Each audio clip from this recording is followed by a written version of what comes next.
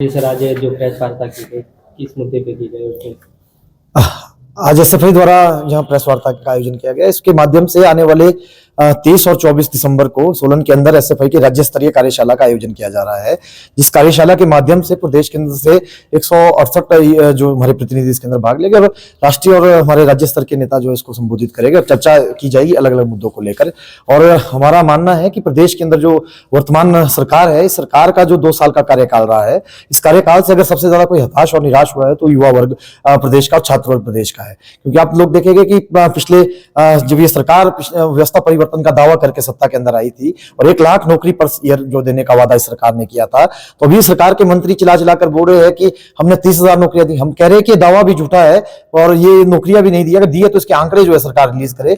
और प्रदेश का जो भी युवा है वो इसलिए हताश निराश है कि एक तो परमानेंट जो रोजगार है वो सरकार देने का काम नहीं कर रही है और ऊपर से ये जो गेस्ट टीचर्स की जो फरमान लेकर प्रदेश की सरकार आई है, हम देखेंगे पूरे प्रदेश के स्तर पर इसका विरोध हो रहा है। शिमला से लेकर प्रदेश के अलग अलग कोनों में इसका विरोध हो रहा है। एसएफआई इसका विरोध कर रही है कि प्रदेश के अंदर जो शिक्षा की गुणवत्ता को खत्म करने का काम ये गेस्ट टीचर के माध्यम से किया जा रहा है और अपने चहेतों को भरने के लिए गेस्ट टीचर का फरमान लेकर सरकार आई है। क्योंकि आज तक जितनी भी भर्तियां प्रदेश के अंदर आउटसोर्स के माध्यम से की गई है उसमें तरह तरह की धांधलियां जो अलग अलग डिपार्टमेंट के अंदर देखने को मिली है। और हमारी मांग है कि प्रदेश, हमारा जो हिमाचल प्रदेश है, पहाड़ी राज्य है, इस राज्य के अंदर ना तो उद्योग इतने बड़े स्तर पर है, ना आईटी सेक्टर बड़े स्तर पर है। यहाँ का युवा जो रोजगार के लिए अगर अपना अवसर देखता है तो वो सरकार की ओर देखता है कि कोई सरकार आएगी उसके लिए रोजगार को सृजित करेगी। और ये सरकार अगर इस तरह का टेम्परेरी रोजगार देगी तो इसे लगातार पलायन जो है प्रदेश से बाहर की ओर बढ़ेगा, जो खतरे का संकेत प्रदेश के लिए है। तो इसी के इन्हीं मुद्दों को लेकर आने वाले दिनों के अंदर की नई शिक्षा नीति जिसके माध्यम से गेस्ट टीचर का प्रावधान है और नई शिक्षा नीति जो लगातार प्रदेश का बिना किसी तैयारियों के लागू करने का काम कर रही है। पूरे देश के अंदर कांग्रेस की जो